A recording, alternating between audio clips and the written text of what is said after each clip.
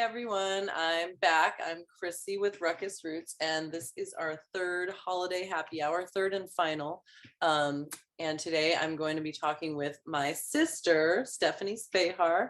She's our first board member and our board president, and she's been with us since the very beginning because she's been with me since my very beginning.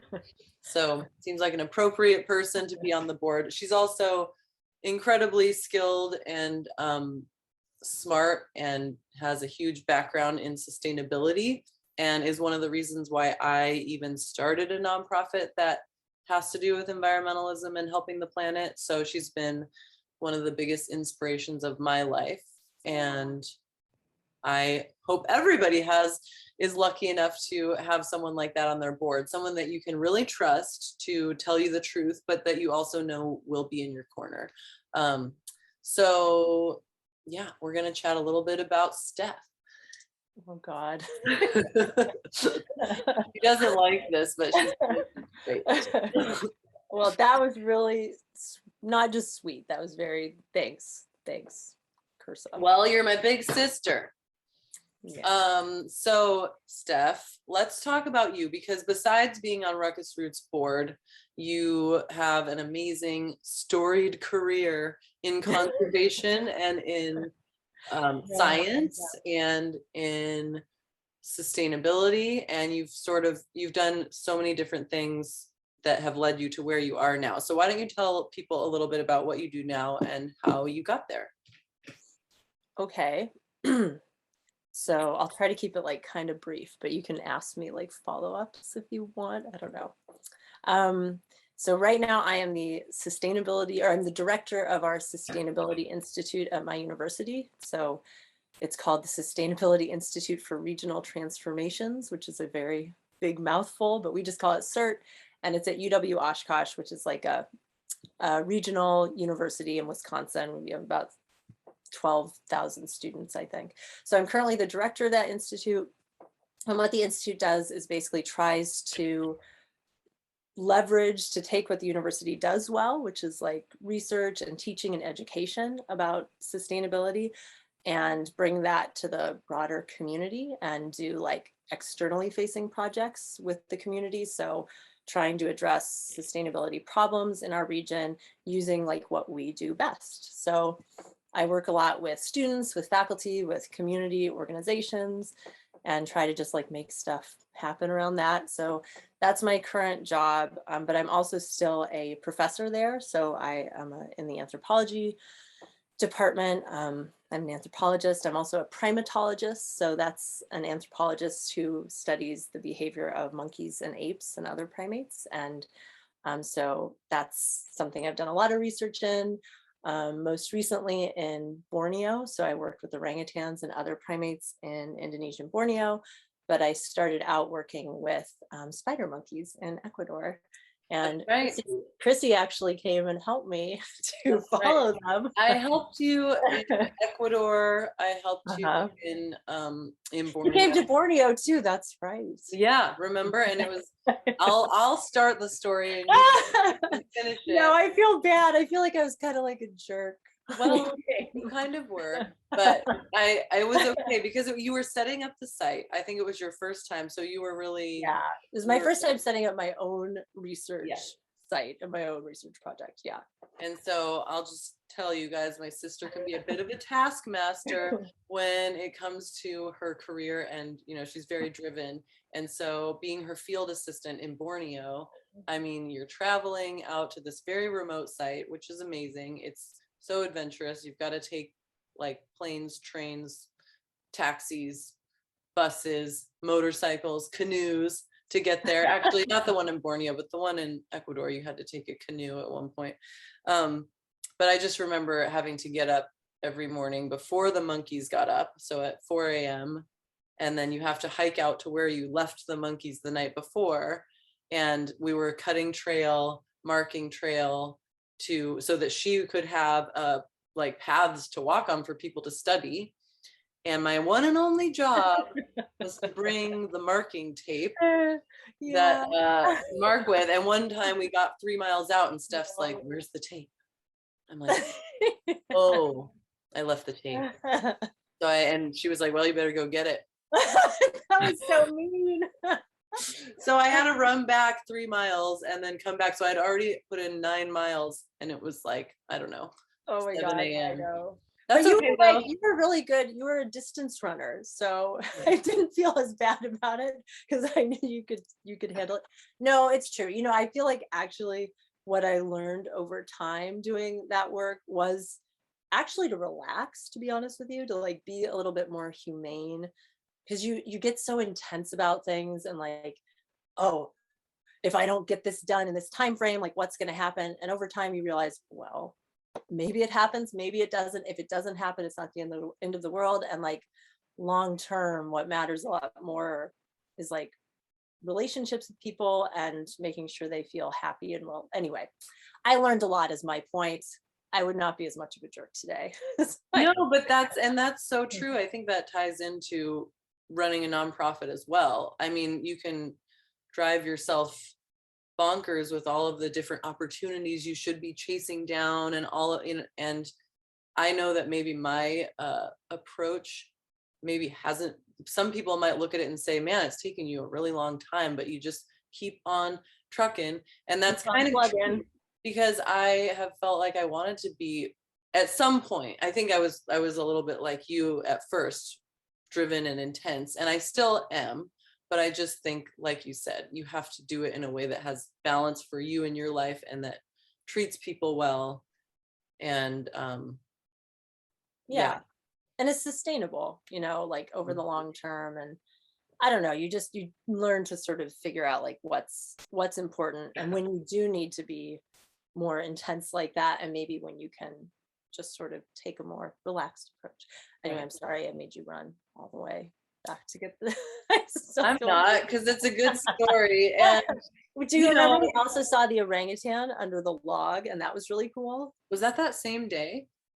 I think it was. Yeah. Like we got stuck out there, like, and it was getting dark and we were really scared. Yes. I mean, this was on me actually, not bringing a flash. Was that when we didn't bring the flashlight? Yeah. And why that was bad on my part. Why were we stuck out there? We got kind of lost. Oh, I do. Oh, we did get lost. That was a long, long day. That was a very long day. And there was a GPS device that we were trying to use to figure out where to go. And at one point, I remember it kept taking us in circles. Yeah. Ooh, yeah. It was a never a dull moment when you're Steph's field assistant or her sister. Or her sister. Yeah, anyway. I feel bad that I was so mean, but no, you shouldn't feel bad. It was your field assistant. But you know, I think it also brings up like something you were talking about with like being sisters. Like there's real pluses to that, but one of the minuses is maybe that sometimes, yeah, you can behave in ways with your sister that you wouldn't behave with other people, maybe. Yeah, you know, so that can be and that's, I mean, not to get into therapy speak, but like a lot of boundary crossing has the potential to happen that you wouldn't do with someone else. And I know that I've probably done that with you. You were probably really relieved after like the first, I don't know, 7 years when I made you read every single proposal that I wrote and every single grant. And I was like, you know, I mean, I made you do a lot of work because I didn't know how to do that stuff. And you had a lot more experience in that regard. And so I remember when I finally was like, okay, I'm just gonna submit it, and I'm not gonna make Steph read it all. Which and a lot of that was probably you gaining confidence too, though, and knowing like gaining confidence in yourself, and knowing when you needed to ask for a second pair of eyes or whatever, and when you knew it was good. Yeah.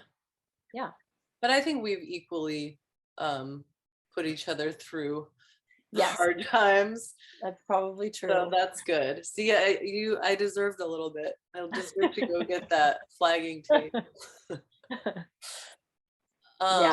Well, I guess that's a good segue into, I've learned so much from you in terms of grant writing and just having a board. I've been able to bounce almost every single decision off of you, and it's amazing. What do you think you've learned from being on RuckusRoots board? Oh, I think I've learned a ton. It's been really cool to be able to, sort of be on the inside of like seeing how your nonprofit runs and how a nonprofit in general runs. So I've learned a lot from that. But I guess I'd say I'd also more broadly, I've learned a lot about like I've learned a lot from you. Like it's, like it's true. Like, I think you said a lot of things about me and stuff, but you know, I I just feel like I've learned a lot from you about being brave and being, you know, um, persevering and like following your creative vision. What I think is really cool about Ruckus Roots is it's it's like a unique idea. Like like I've been around for a while now, and I kind of, am doing this institute thing now. So I kind of, see a lot of different organizations and stuff. And I haven't seen anything like Ruckus Roots out there in all of my time. And just that, and that, bringing together the art perspective and like the environmental perspective and the community perspective. And like that was really like your vision and your passions that you brought together. And, just seeing you do that in this really creative way and in a way that is, doesn't necessarily follow anybody else's path, but really forging your own path in terms of what you've done. Like it's just been really inspiring, to be honest. Like it's really cool. Oh, And like, thanks, yeah.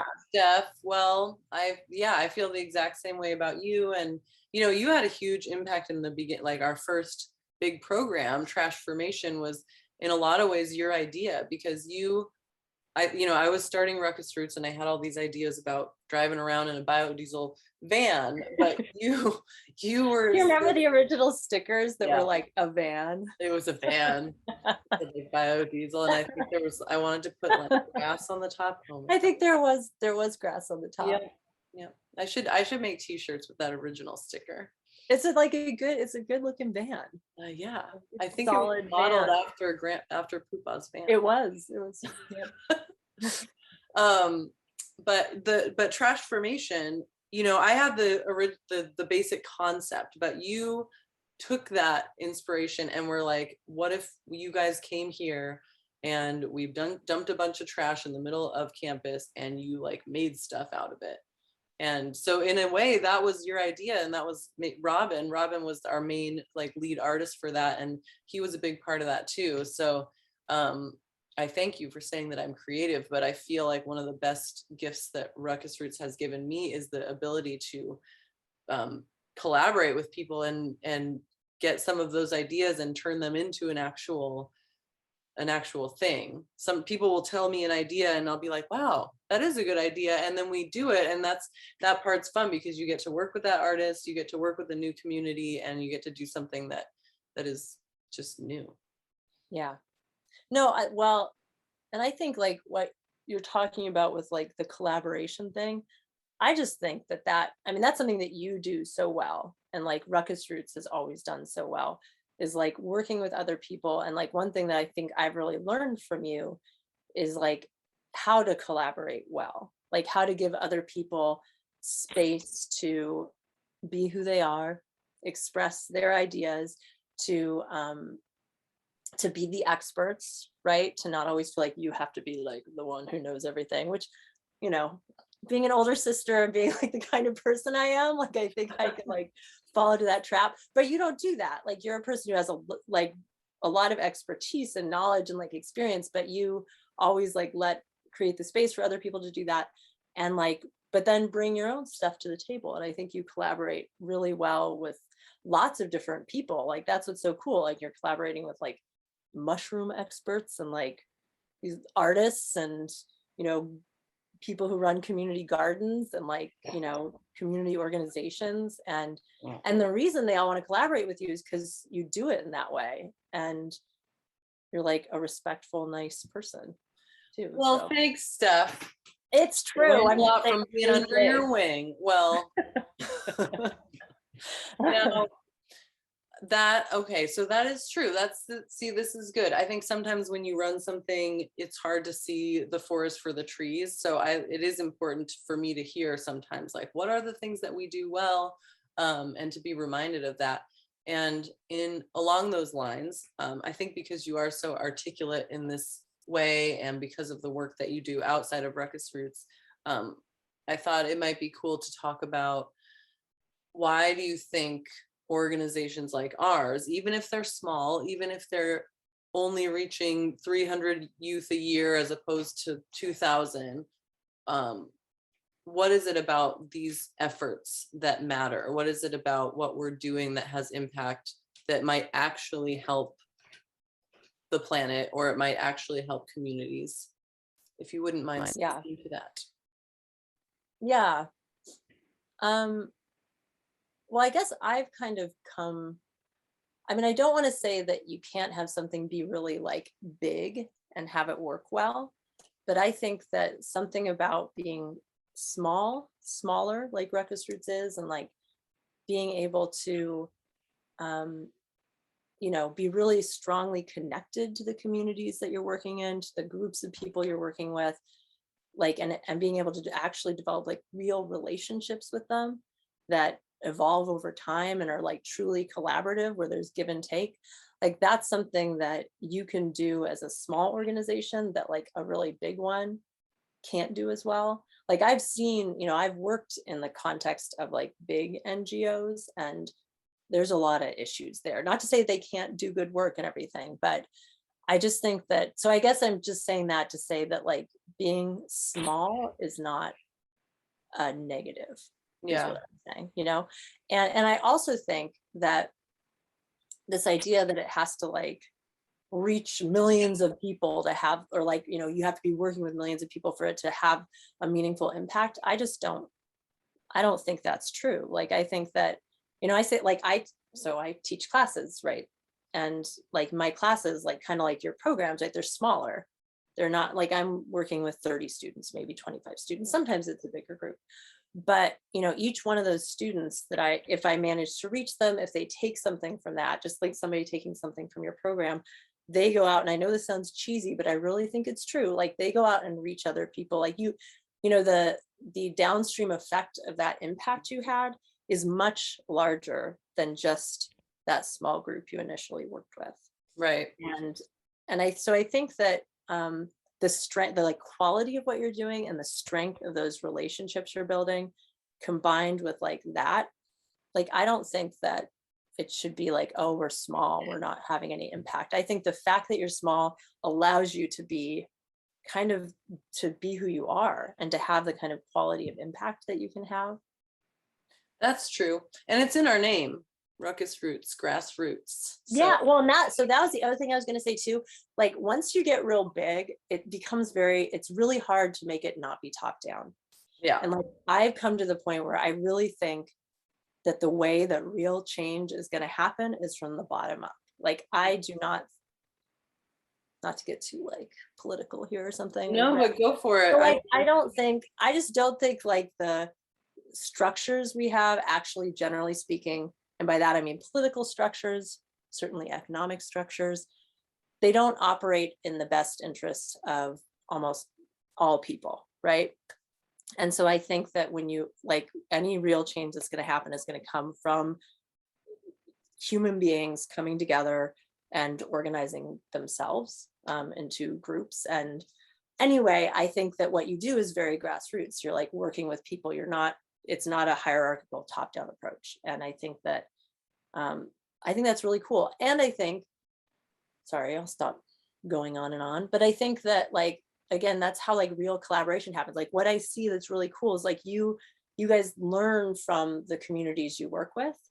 Like, there's a lot of give and take, and it's much harder for that to happen when you have like a large hierarchy where like things are coming down from like way above, and those lessons you learn from the bottom can't work their way up as easily. So I just think that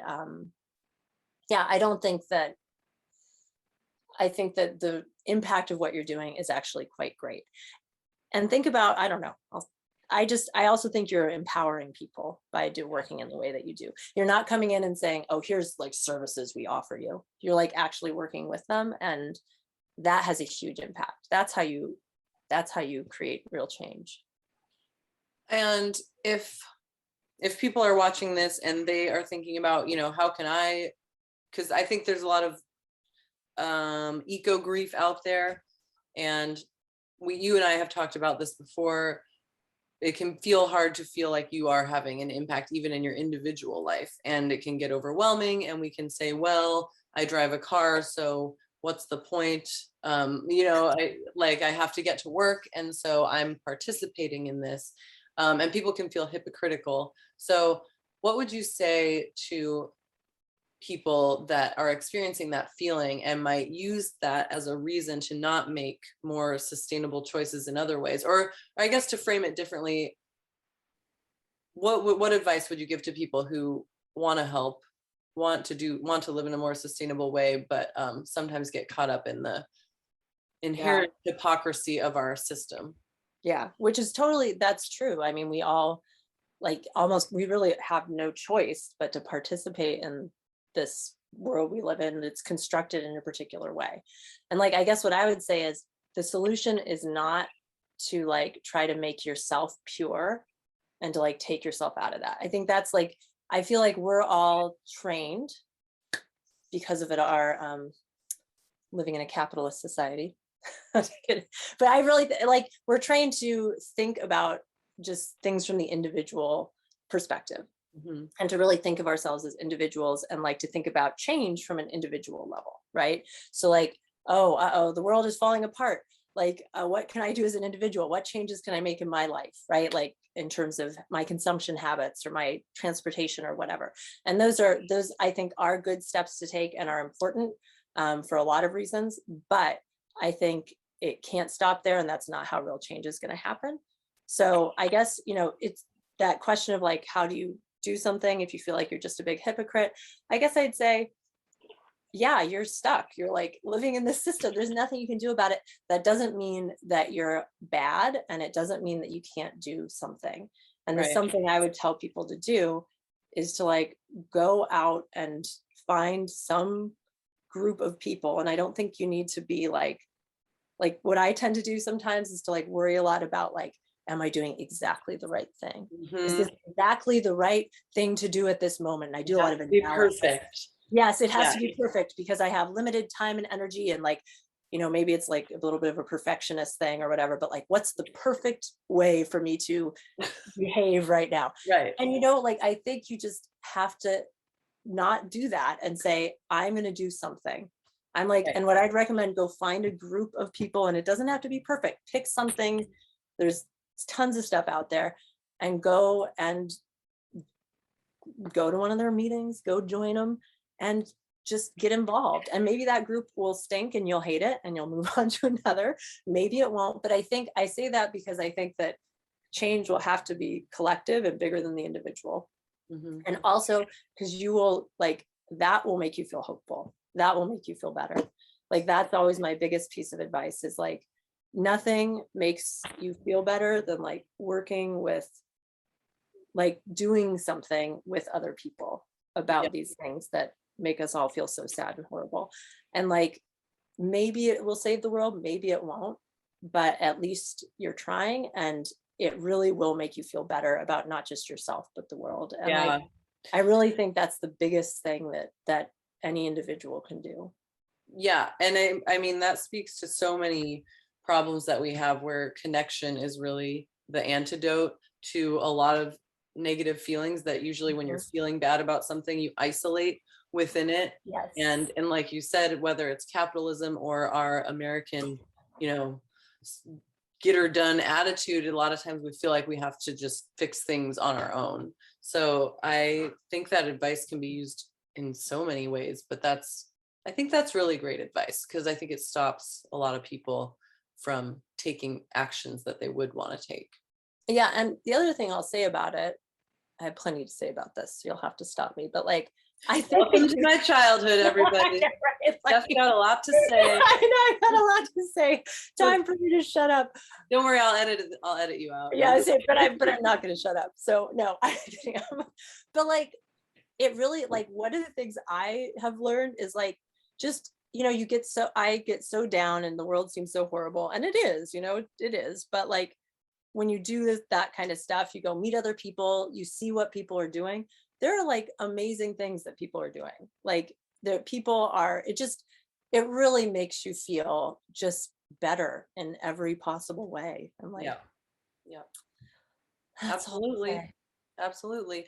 Well, and I guess we could end this by talking about that. For people that are watching this, it's the holiday season. There are a lot of ways that you can go and be a part of your community and help out a little bit, give back. In Los Angeles, for instance, my dear friend Lauren Rock is part of a grassroots effort to help the unhoused. So I will put in the link or in the comments to this, a link to their efforts if you're looking for something that will help your community right now and helps, as Stephanie was saying, helps you feel more connected to your community.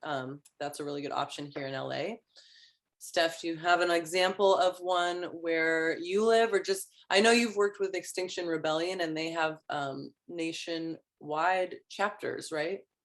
They do. I mean, that group has had some issues lately. So I don't know. I mean, like sort of bigger structural issues. But I think, like, I've been involved with our local, like, eco-socialist group. It's like environmentalism and socialism brought together. And I really think anything where you're just, so like, I'd recommend that. And that's through the Democratic Socialists of America. So there are chapters in LA, there'd be like chapters of that.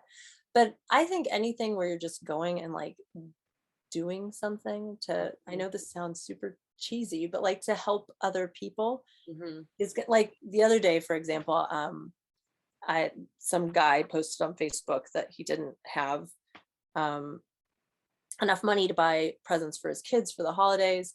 And so I messaged him and I went and gave him some stuff. And even just, I bring that up not to like be like, I'm so great, but more just that small thing made me just, I had this moment of connection with another person in my community. Yeah. There was a moment where I was like, oh, should I reach out to him? That's weird. And I was like, no, like, he's a human being. I'm a human being. Let's just help each other out. Right. Like, and I had some stuff I needed to get rid of. He wanted it. It was great. So I think even just small things like that, you just kind of have to get over that hump of like, this feels weird and I've never done it before. Yeah. It's Which true. is a hump, like, it's true. And that's a hard hump. It's hard for me, Yeah. But once you start doing it, it really is the best feeling. And it's funny because you think you're doing it for altruistic reasons, but then it just comes back around and makes you feel good. And then it's like a win-win. Yeah, you just feel like better. Yeah. In all sorts of ways. So. Okay, final question. What are you excited for in 2022 in terms of, it could be anything, but if it's something you're working on, or it could be something having to do with your kids, but something around the theme of sustainability or your work. Yes. What am I excited about? I'm excited about, like, I don't know if this is exactly what you were thinking about, but like, at my current job, like, there are some projects we're working on, and like, like, they're cool projects. It's like, again, like, when I get excited is when I like see people coming together to collaborate and do something cool that they couldn't do by themselves, and you just see how cool and interesting and inspiring other people can be. Can we talk about is it the cup, the recyclable? Well, so that's cool. So we're doing a project where, this company developed a recyclable coffee cup. So we might be piloting it on our campus and studying like how it works and how people respond to it. So that's a cool project. And then another one is that project about the stinky algae blooms in the lakes, and like trying to figure out that and like stop that problem, because that's like a huge problem worldwide.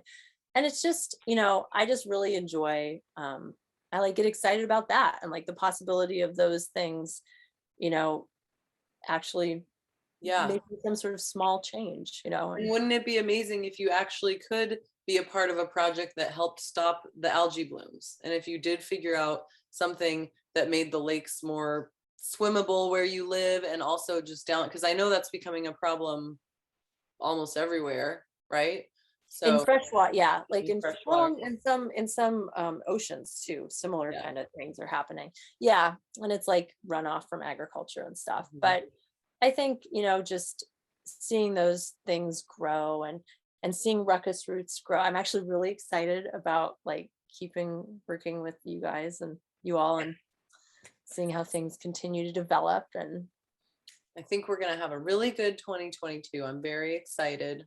I think you are too. I'm excited about some of the um I know you have some things that are like a little bit more larger scale art projects, Hmm. and Hmm. that's really cool. Yeah, yep. We talked to Studio Tuto in our last um holiday happy hour, and we're going to be hopefully doing some big mural projects with them that are also in conjunction with gardening and just being outside, learning about pollinators and native plants and how important they are to the environment that you're in.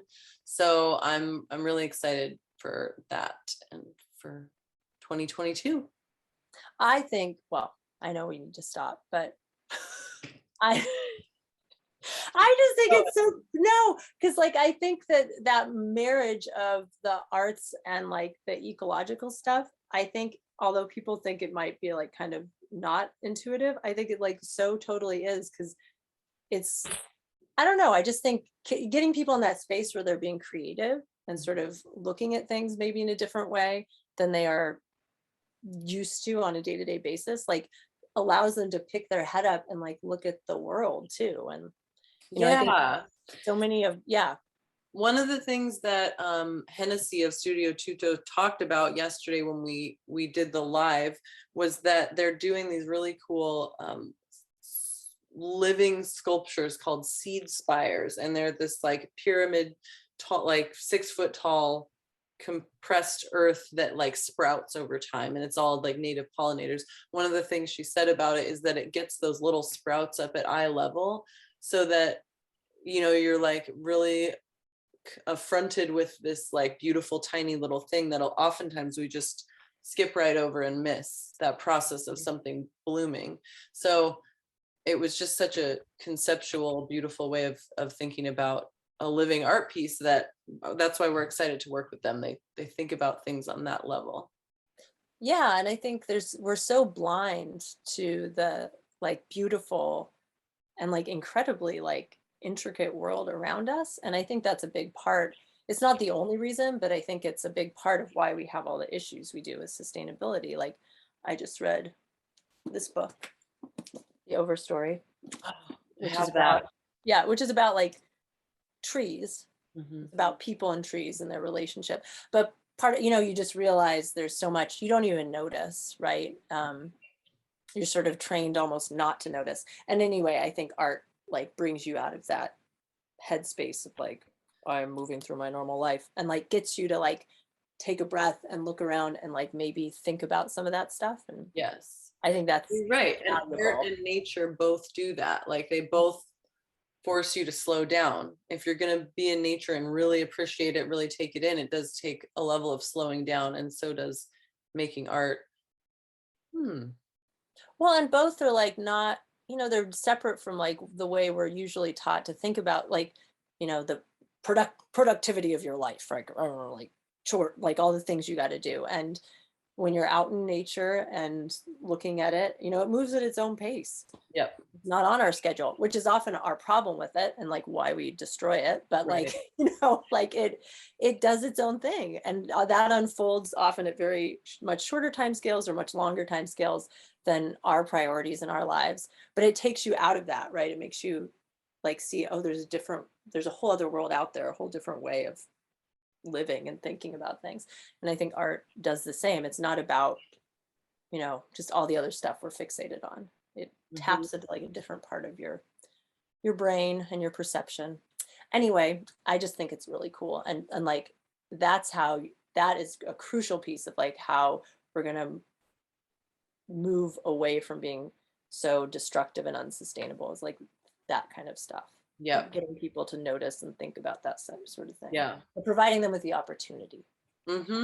Absolutely.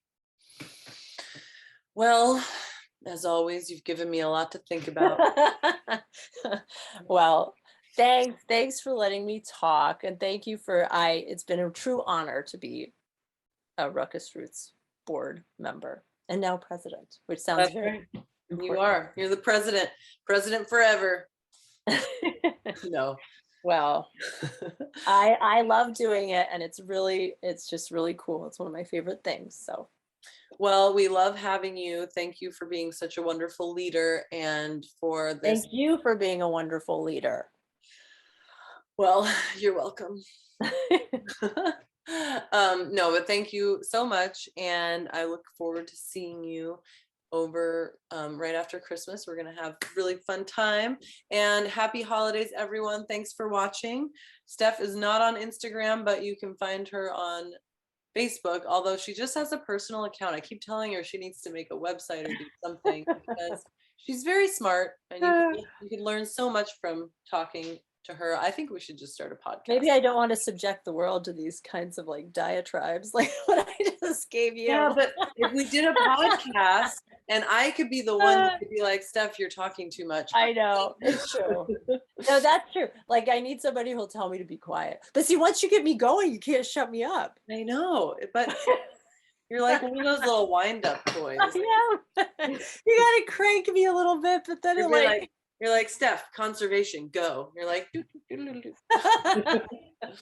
But everything you say is and you are a good listener. You are a good listener. That's one of the things, I think we balance each other very well, but you do listen to me. I feel very comfortable talking with you because I feel like I learn so much, but you do stop and listen, and it's a good give and take. No. Well, I respect you a lot, so I've learned a lot from you, and I like listening to what you have to say. Oh, well, we're best friends, everyone. Well, I know. Okay. All right, we really should go now. Okay. But thank you very much, and I'll see you soon. Bye. Okay, bye.